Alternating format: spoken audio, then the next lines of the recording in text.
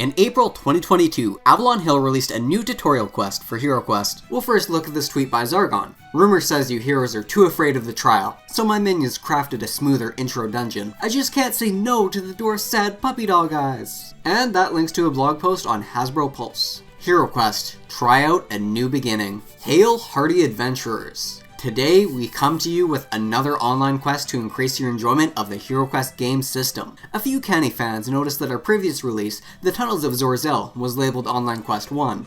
But while you may be expecting Online Quest 2, we've in fact gone back in time and found Online Quest 0 hiding in the pages of the lore tome. Let's check in again with Doug Hopkins, our cunning quest creator and designer on the HeroQuest game system, to find out why we're starting back at 0. Take it away, Doug. The spark for this online adventure was created when the Avalon Hill team saw how many players were seeking advice from seasoned gamers on their experiences with the HeroQuest game system introduction quest, The Trial, and that one's notoriously difficult.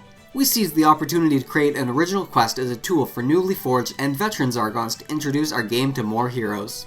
Players can expect this to be an apprentice-level challenge with opportunities for new gamers to have discussions about a variety of game mechanics and characters. We added a few rules in this quest to test some ideas, teleported some expansion content over, and broke from the traditional one-page format to provide greater context and make this a more robust tool for Zargon. This allowed our team to fit in more unique rules to better fulfill the intention of the quest, as well as more flavorful descriptions for Zargon to read aloud. It also allowed us to add some additional instructions after the quest to help players through their first time managing the post-quest experience and trip to the armory. You could play this as a Quest 0 and head into the HeroQuest core quest book better equipped, or you might choose to run this as an alternative to the trial. So really, it's all thanks to your feedback that our team decided it was time for a new beginning, literally. All in all, we truly hope this is a quest fans will return to time and time again as they share their love for HeroQuest with new players in a way that offers a thrilling and yet not quite so challenging introduction. If we've done our job, your heroes will be asking to play the next quest immediately after they've finished New Beginnings, and they'll be adequately prepared for all the quests found in the quest book. After that, well, we'll be ready to discuss what comes next for HeroQuest soon. The quest, after all, is calling, and I'm assuming that they're referring to Frozen Horror. You can download New Beginnings by clicking on the link below. Before we look at this quest, as Zargon you have many options when introducing the game to your players. You have the Trial, the first quest that was in the UK version, the Mentor quest that was originally the first online quest, as well as any homebrew quests that other players have created. The first page looks like a normal quest, but you may notice there's an entire other page of descriptions. And it also utilizes pictures from their promotional videos.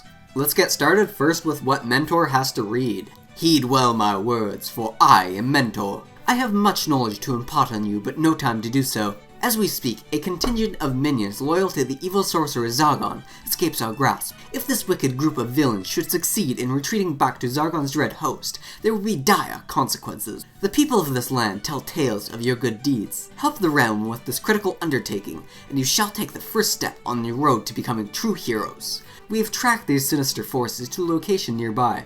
I can provide your guidance using the Far Voice spell, but cannot intervene on your behalf, lest Zargon will discover your vital mission and seek to block your path. The quest is calling.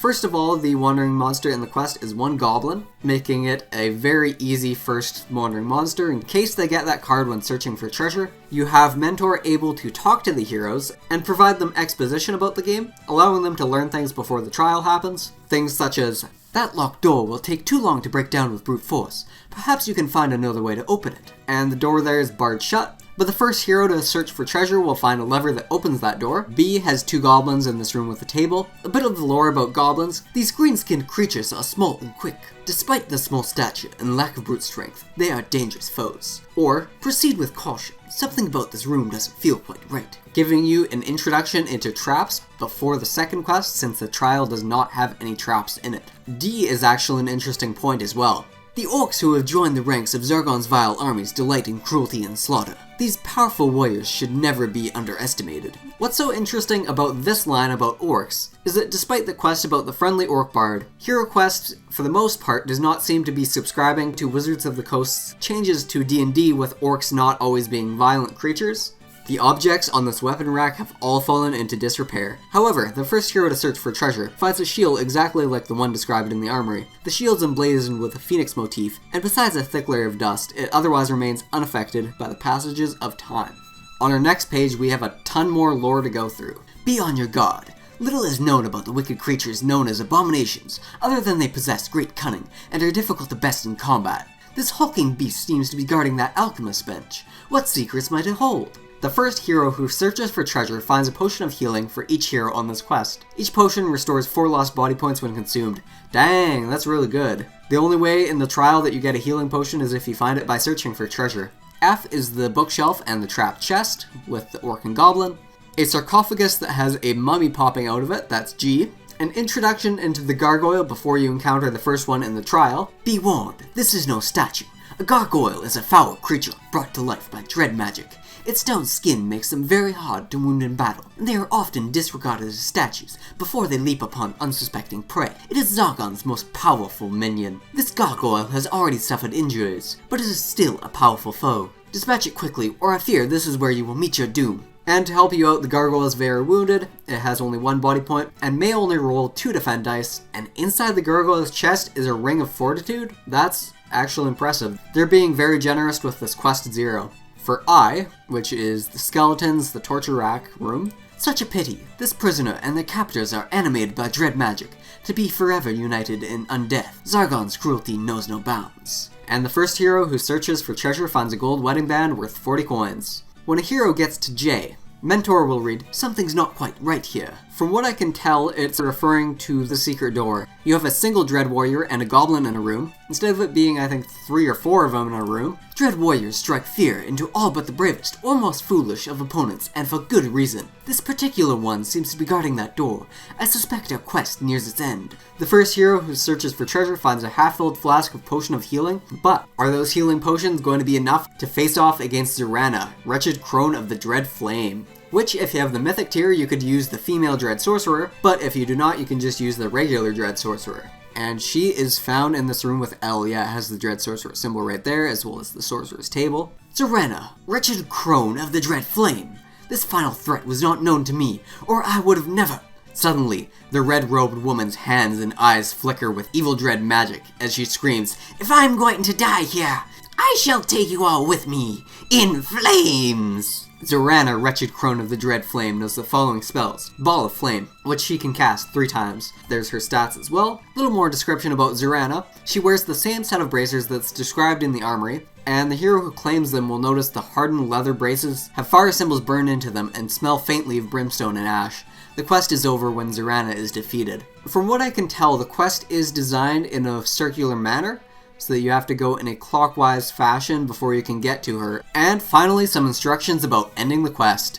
Today, you have proven that all it takes for evil to falter, for the machine of wickedness to halt, is a few good adventurers who are ready to rise to the challenge. Through your strength and your courage, a spark of hope still exists in these dark times. Together, we can save this world from utter destruction at the hands of the evil sorcerer Zargon, and I shall offer my wisdom and guidance as you begin that noble quest, heroes. And that's a good time for heroes to divvy up their loot to ensure they have the best chances of defeating any foe Zargon should send at them. Then there's instructions about treasure, passing items, trip to the armory, and selling excess items. The quest recommends splitting treasure equally among all heroes. If players are in adjacent squares, they can pass items to each other. They can also freely trade items before and after any quest. Now that they've finished the quest, they can visit the armory. What they do there is purchase weapons and armor using any gold that they've accumulated.